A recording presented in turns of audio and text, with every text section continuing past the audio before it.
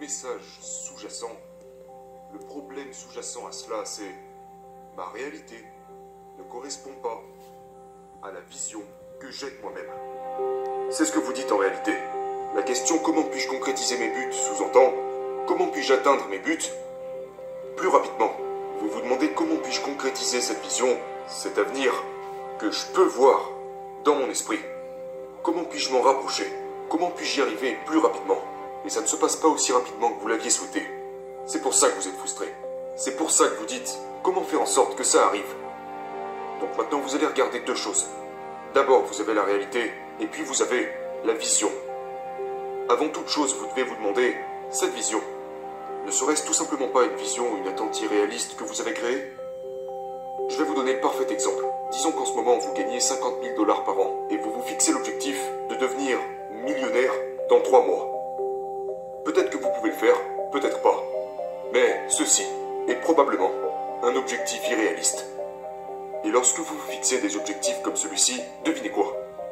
Des attentes irréalistes conduisent irrémédiablement à la déception. Voilà pourquoi vous êtes frustré. Parce qu'alors vous êtes là, genre, bordel, je n'ai plus que 2 mois pour atteindre cet objectif. Je gagne toujours 50 000 $ par an. Je n'ai toujours pas $1 million à la banque. Que se passe-t-il? Alors vous devenez juste furieux.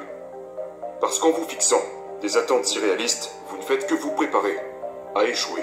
C'est le problème. Donc vous devez regarder votre vision en sachant qu'il y a de fortes chances que tout ce que vous souhaitez accomplir de significatif dans votre vie, que ce soit financièrement, que ce soit dans n'importe quel domaine de votre vie, ça va vous prendre un sacré putain de moment.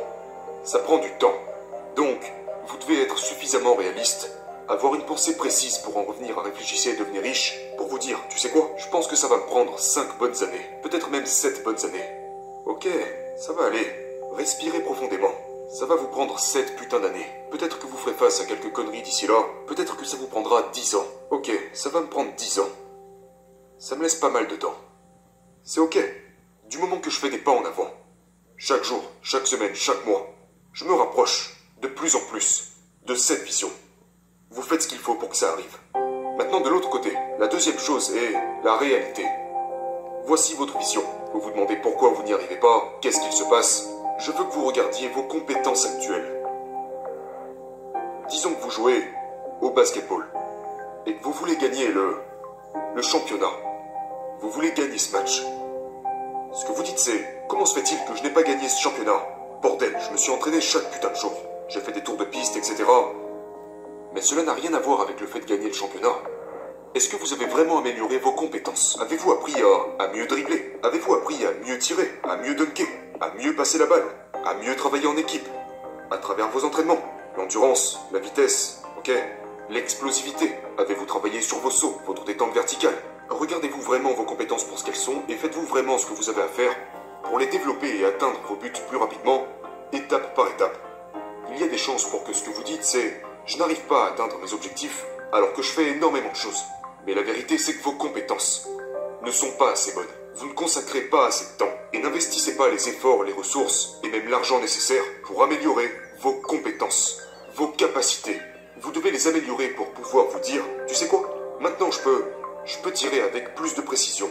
Je peux dunker, je peux sauter un peu plus haut. Maintenant je vais aussi me consacrer sur ma défense. » Et au fur et à mesure que vous vous améliorez, vous développez votre esprit d'équipe. Ah, on est en train de gagner. Je marque de plus en plus de points. Je gagne de plus en plus de matchs.